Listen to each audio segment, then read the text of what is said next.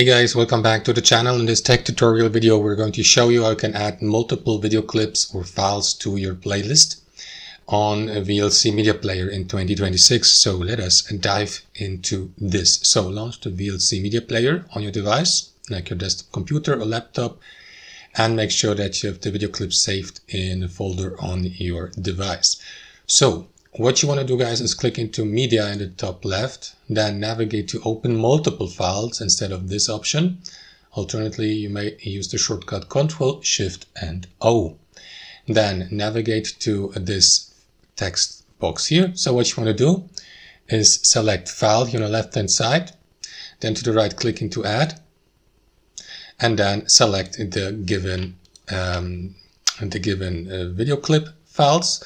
Left click into the first one, press and hold left shift, and left click into the next one, and so on and so forth to select multiple of them. And then click into open in the bottom right and add these video clip files to your list, as you can see in MP4 format.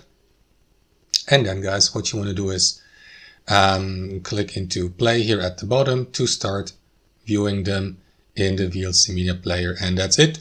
Thanks for watching. Hope you enjoyed it, got some value from it, and we'll see you next time on our channel.